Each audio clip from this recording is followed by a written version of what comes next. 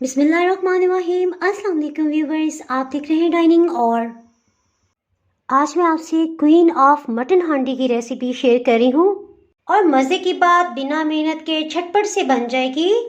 अगर मेरी वीडियोस अच्छी लगी तो लाल सब्सक्राइब को क्लिक कर दें, साथ में ये जो बेल का आइकॉन है इसको क्लिक कर दें।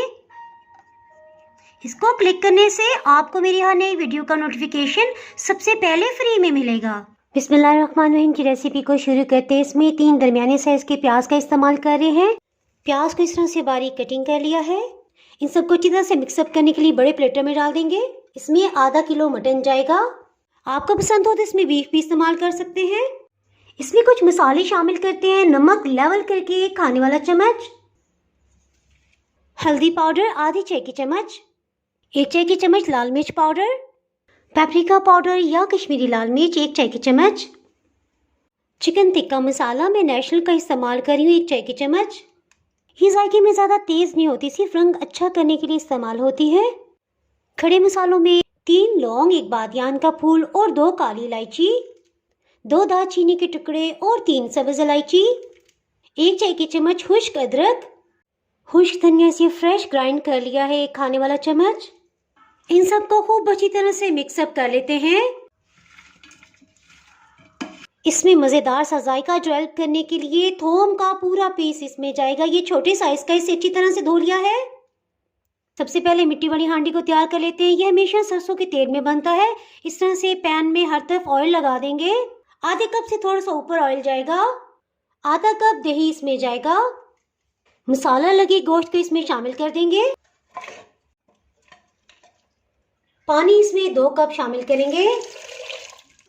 इसे अमूमन कोयलों पे पकाया जाता है और पानी का इस्तेमाल नहीं किया जाता, लेकिन क्योंकि हम गैस पे बना रहे हैं तो पानी भी डाला है।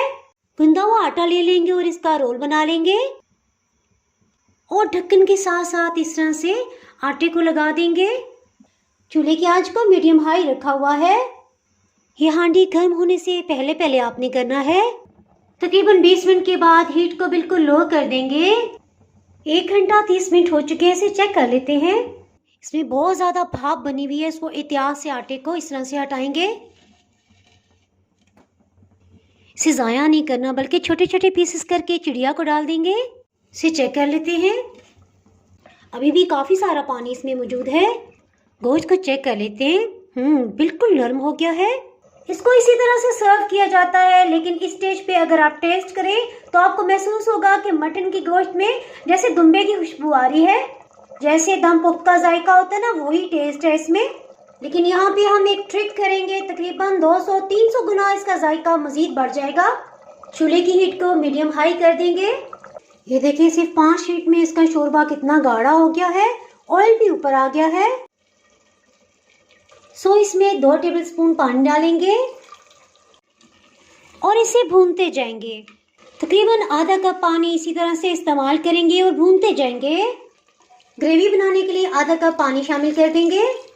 एक उबाल आ गया, इसमें 2 हरी मिर्चें शामिल करेंगे। हीट को ऑफ कर देते हैं।